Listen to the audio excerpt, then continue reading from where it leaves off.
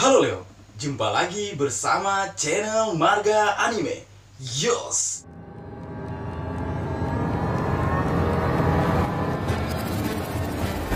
Sebelum memulai lebih jauh, selalu kusampaikan salam kompak serta doa terbaik selalu untuk kalian semua agar diberikan kesehatan serta kebahagiaan.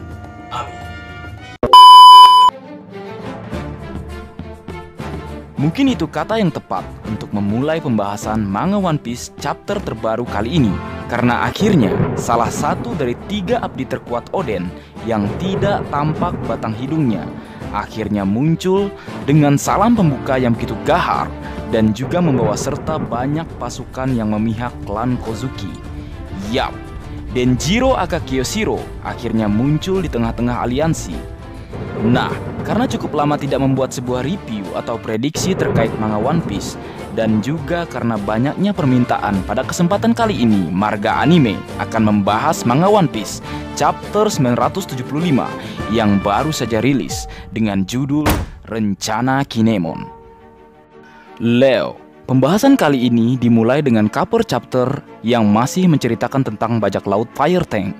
Dan sepertinya cover chapter yang membahas tentang bajak laut Fire Tank ini cukup panjang, yang dimulai dari chapter 948, 950, 952, 953, 954, 955, 956, 957, 958, 959, 960, 961, 962, 963, 964, 965, 966, 968, 969, 970, 971,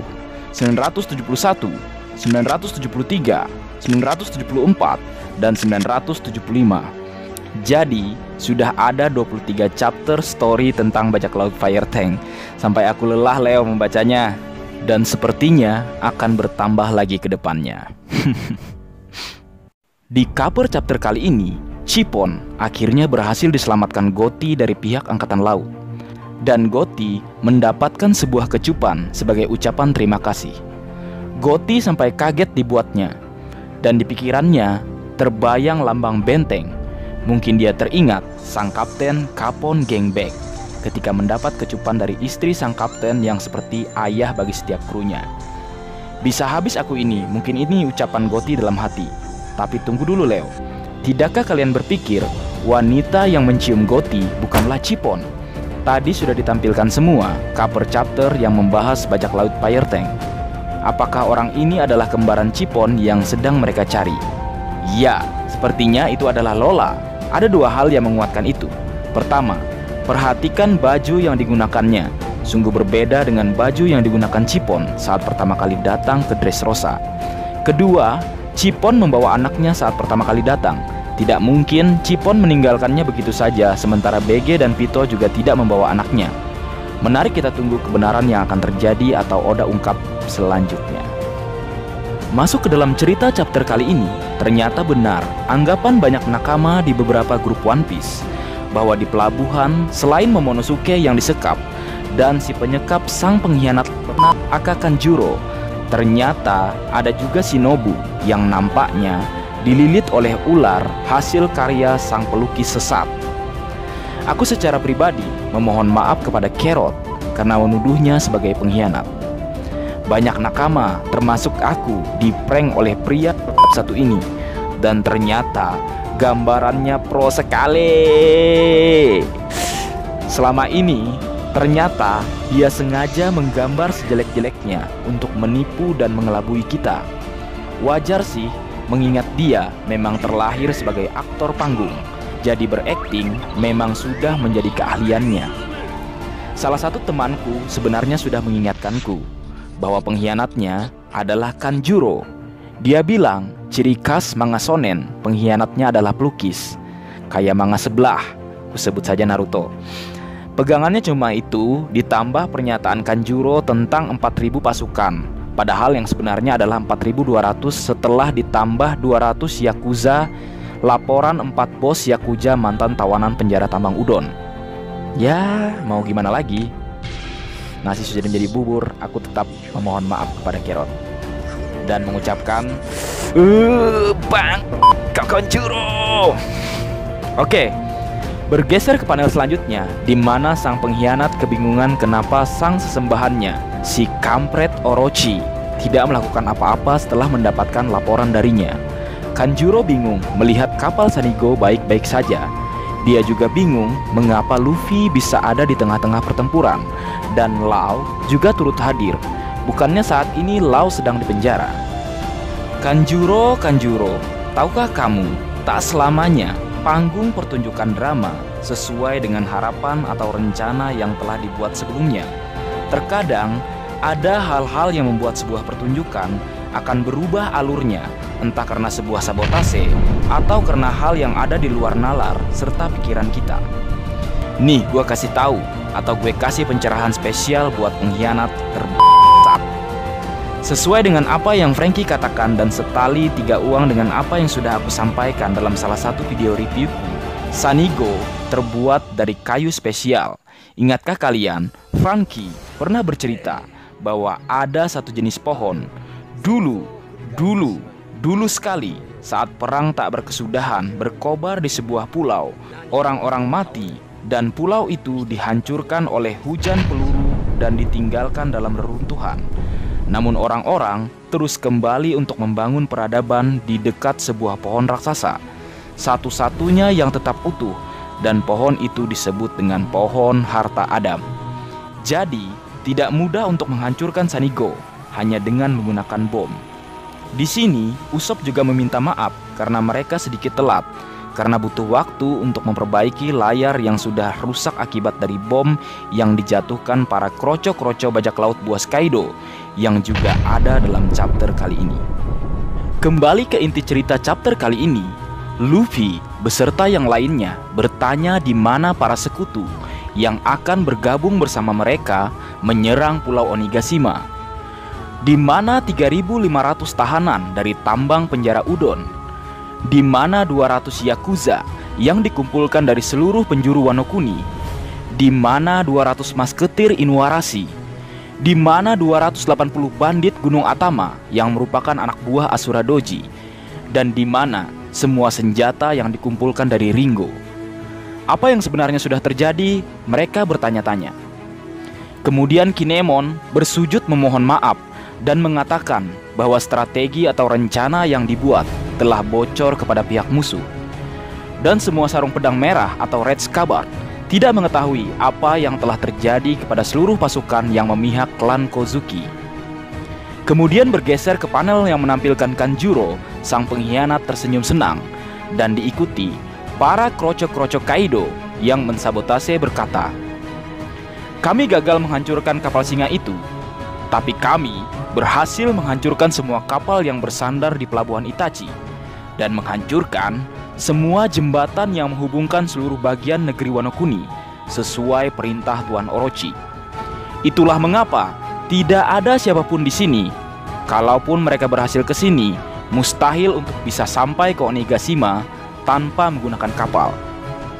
Jadi kalian kehilangan kesempatan untuk membuat serangan kejutan kali ini, maka jangan berharap hal ini bisa terulang lagi. Para pemberontak yang muncul saat ini, besok mereka semua akan dibunuh tanpa ampun dan tanpa ada satupun yang tersisa. Maaf kalau ini terdengar seperti berita buruk tambahan, karena perjamuan hari ini merupakan perjamuan untuk merayakan terbentuknya aliansi bajak laut hewan buas Kaido dengan bajak laut Big Mom. Jangan berharap keadaan akan langsung berubah hanya karena 3 kapal bajak laut kecil datang untuk membantu para samurai. Kalian hanyalah ikan teri yang pernah dikalahkan di negeri Wano Kuni, dan atas nama Tuan Kaido, kami akan menenggelamkan kalian serta mengakhiri semua ini." Kemudian mereka bersiap menembakkan meriam ke arah kapal Tausan Sunny milik kelompok bajak laut topi jerami, kapal Victoria Bank milik kelompok bajak laut Estas Kapten Kid, dan kapal selam Polar Tang milik kelompok bajak laut Hati. Namun sebelum diserang, ketiga kapten masing-masing dari kapal tersebut, yaitu Monkey di Luffy, Eustace Kapten Kid, dan Trafalgar di Walter Lau, datang menghampiri kapal milik bajak laut buas Kaido yang ukurannya berkali-kali lipat besarnya dari kapal Tausan Sunny, kapal Victoria Fang, dan juga Polar Tang. Mereka datang dengan kekuatan buah iblis masing-masing yang mereka miliki. Jika Luffy memanjangkan tangannya untuk meraih bagian kapal musuh, Law menggunakan Sunblast, dan Kid menggunakan kekuatan magnetnya untuk dapat tertarik serta meluncur ke kapal musuh. Ketiganya masing-masing berdebat untuk meminta yang lainnya untuk mundur, karena cukup seorang dari mereka saja sudah dapat mengatasi masalah ini. Luffy berkata, "Aku cuma butuh satu serangan untuk menyelesaikan semua ini." Kemudian Kid langsung menjawab, "Jika itu masalahnya, kau tak perlu mengatakannya padaku." Dan kemudian Law berkata, "Dasar bodoh, padahal kalian bisanya cuma kalah saja." Kemudian keduanya berteriak seperti mengumpat, "Kalah?" Benar juga sih apa yang Law katakan. Keduanya memang sudah dikalahkan Kaido, kemudian dipenjara. Sedangkan Law, dia ditangkap dan dipenjara untuk menyelamatkan nakamanya. Jadi secara teknis dia memang belum kalah. Sabar ya dua baka sencho barbar. Kemudian berlanjut ke aksi ketiganya yang masing-masing menunjukkan kemampuannya. Kid dengan Fang Rotten, Luffy dengan Bonesman, dan Law dengan Room. Seketika salah satu dari 3 kapal bajak laut buas Kaido yang berada di tengah-tengah hancur akibat serangan dari ketiganya. Kemudian ketiganya kembali bertengkar dan berdebat di atas puing-puing kapal yang telah hancur. Sepertinya mereka sedang membahas dan berdebat serangan siapa yang terkuat. Memang trio monster supernova terbarbar. Meskipun ketiganya adalah sosok yang tidak bisa diatur dan memiliki pemikiran masing-masing, namun jika ketiganya bekerja sama, tentunya akan tercipta trio monster yang benar-benar berbahaya. Coba bayangkan saja ketika tinju Luffy dan tinju Kid dipadukan dengan Room serta Sunblast milik Law, tentunya akan menghasilkan serangan yang sangat berbahaya bagi lawan-lawannya. Jadi, kerjasama ketiganya sungguh sangat dibutuhkan di perang puncak di Pulau Onigashima nantinya. Kemudian, di tengah kekacauan yang sedang terjadi, saat kapal bajak laut buas yang tersisa ingin mengarahkan meriamnya ke arah 3 kapten barbar yang sedang berdebat, sebuah kapal kecil muncul. Di atasnya ada seorang anjing penjaga Shogun, Kyoshiro sang tukang tidur, datang dan masuk ke tengah-tengah pertempuran. Kroco-kroco Kaido berteriak kegirangan, "Itu bos Kyoshiro, kita selamat!" Sesuai perintah Tuan Orochi, jika kita berhasil menenggelamkan mereka semua, tugas kita selesai. Kemudian, kata-kata itu direspon atau dijawab oleh Kyoshiro. "Menenggelamkan kapal musuh? Biar aku saja." Lalu Kyoshiro mulai mencabut pedangnya dan selas! Kapal bajak laut buas Kaido akhirnya terbelah. "Bos, apa yang Anda lakukan? Kami bukan musuh." "Apa yang Anda lakukan?" ucap para kroco-kroco Kaido. Ternyata kemampuan berpedang Kyoshiro tidak main-main. Wajar saja saat di ibu kota ia mampu mengimbangi seorang Roronoa Zoro. Dan di chapter kali ini nampaknya Zoro memang mengakui kehebatan dari Kyoshiro dengan berkata, "Orang ini." Dan Asura Doji berkata, "Orang ini memiliki kemampuan berpedang yang hebat." Bergeser ke panel selanjutnya, Kyoshiro berteriak, "Wahai para sarung pedang merah, aku, Yakuza dari ibu kota bunga. Mereka memanggilku Kyoshiro si tukang tidur. Tolong izinkan keluarga Kyoshiro dan 200 anggotanya untuk ikut serta dalam penyerangan kalian ke Pulau Onigashima." Semua orang kaget dibuatnya. Para anak buah Kaido yang tersisa berteriak, "Bos, yang benar saja!" Dan para Red Scabbard juga berkata, "Apa? Tapi kenapa?" Kemudian Kyoshiro menjelaskan sambil melepaskan rambut palsunya, "Aku telah berhutang budi pada keluarga Kozuki. Hanya Kin atau Kinemon yang mengingatnya. 40 tahun yang lalu, saat insiden Dewa Gunung terjadi. Semuanya percaya bahwa Tuan Odenlah yang menyebabkan kekacauan tersebut. Tapi sebenarnya yang menyebabkan semua itu adalah dirimu, Kinemon, yang masih muda dan penuh ambisi. Lalu dengan wajah terkejut, Kinemon berkata, "Apa? Hanya satu orang yang tahu semua itu? Ternyata itu kau, Denjiro!" Lalu seketika yang lain mendadak kaget dibuatnya. Memang benar yang tahu insiden Dewa Gunung tersebut disebabkan oleh seekor babi putih kecil hanya Kinemon, kemudian mendiang Kozuki Oden, dan yang terakhir seorang anak kecil yang merupakan salah satu dari dua pengikut pertama Oden kala itu. Dia adalah Denjiro aka Kyoshiro. Sebelum melanjutkan pembahasan, aku ingin salut bagaimana Oda Sensei sudah menyiapkan ini semua mulai dari chapter 961 sebagai bukti kuat untuk Kyoshiro meyakinkan aliansi bahwa dirinya memang benar-benar dan valid adalah seorang Denjiro. Seandainya tidak ada insiden itu, tentunya sulit bagi Kyoshiro mengatakan dan meyakinkan pada aliansi bahwa dia benar-benar ada di pihak klan Kozuki. Berlanjut ke cerita di mana Denjiro mengatakan alasannya tidak segera membongkar identitasnya pada Kinemon adalah agar sang pengkhianat tidak mengetahui dirinya juga pengkhianat yang ada di pihak shogun terjelek di alam semesta, yaitu Kurozumi Orochi. Memang mantap Denjiro, dia menggunakan istilah lama. Jika ingin aman dari terkaman buaya, maka bersembunyilah di bawah perut buaya tersebut. Berkat kepercayaan yang diberikan Orochi pada Denjiro atau Kyoshiro, hingga saat ini dia berhasil membebaskan 1000 samurai dari penjara Rasetsu. Sehingga total Denjiro membawa 1200 pasukan untuk bergabung dalam aliansi. Dan Denjiro berkata kepada Kinemon, "Kinemon, kau memang benar-benar hebat. Gambar yang Tuan Yasui buat dengan tambahan 2 garis di perut ular menyimbolkan pelabuhan Habu. 2 garis ini digunakan untuk membatasi perut ularnya sekaligus petunjuk untuk menghapus hurufnya." Tunggu dulu, jika kalian bingung, aku juga bingung, Leo. Makanya aku bertanya ke orang yang lebih paham tentang hal itu, dan di salah satu grup One Piece dijelaskan seperti ini.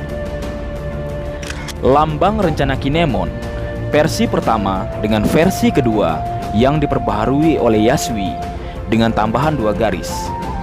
Sebagai catatan, perlu diingat bahwa setiap pelabuhan-pelabuhan di Wano Kuni terdengar seperti hewan, seperti Neko yang berarti kucing, Kairu yang berarti katak, Itachi yang berarti musang, Habu yang berarti ular, Tokage yang berarti kadal, dan Mogura yang berarti tikus mondok. Simbol yang baru dalam logika Kinemon adalah ular menjadi kadal, karena adanya 2 garis dengan makna ular yang diberikan kaki, sehingga tempat berkumpul diubah dan diumumkan Kinemon terjadi di pelabuhan Tokage. Namun arti yang sebenarnya, 2 garis yang ditambahkan simbol dalam versi kedua dimaksudkan untuk menghapuskan atau memutuskan perut dari ular. Pelabuhan Habu di Jepang adalah Habu Minato. Untuk menghapuskan bagian tengah yang merupakan Bumina digunakan 2 garis, sehingga yang tersisa adalah Hato yang berarti merpati. Namun pelabuhan merpati tidak ada di Wano Kuni, sehingga mereka mungkin memaknai Hato sebagai Hatoba yang berarti dermaga dalam bahasa mereka. Sehingga mereka tidak berkumpul tepatnya di pelabuhan Habu, namun mereka berkumpul di dermaga lama yang sudah ditinggalkan ketika Yasui masih menjadi daimyo Hakumai. Denjiro menganggap semua itu adalah rencana besar seorang Kinemon, karena ada seorang pengkhianat di dalam aliansinya, tepatnya dalam sarung pedang merah. Padahal sebenarnya Kinemon salah baca, dan kesalahannya itu membuat keuntungan bagi pihak klan Kozuki. Inilah yang kumaksudkan tadi sebagai hal yang tak terduga, yang bisa saja terjadi dalam sebuah panggung pertunjukan drama. Camkan itu Kanjuro. Kinemon, kini kau kami sematkan gelar Lord, sama seperti Lord Buggy yang menjadi Rising Star saat perang puncak Marineford, dan Lord Usopp yang juga menjadi Rising Star saat Arch Dressrosa. Lord Kinemon, kau adalah Rising Star. Tidak, kaulah Man of the Match-nya. Dari para bintang, peraih piala Oscar dengan aksi pengkhianatannya masing-masing. Kau tampil dengan segala kekuranganmu, lebih tepatnya keluguanmu. Kini akhirnya, rencana menggulingkan hegemoni dan tirani di negeri Wano Kuni yang didalangi oleh shogun terjelek di muka bumi, Kurojumi Orochi, siap dilaksanakan.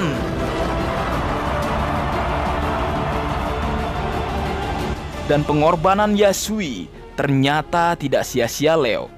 Dengan 5.400 pasukan, semua pihak yang berada di sisi klan Kozuki siap menuju Pulau Onigashima.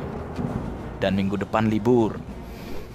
Dengan panel akhir, wajah Kinemon yang sedang berpikir keras. Sekian. Mungkin segitu dulu yang bisa aku bagi bersama kalian, Leo. Semoga kalian dapat terhibur dengan apa yang aku buat dalam videoku kali ini. Terakhir, bantu aku membangun channel ini dengan cara subscribe, like, share, serta komen pada kolom komentar. Sekian.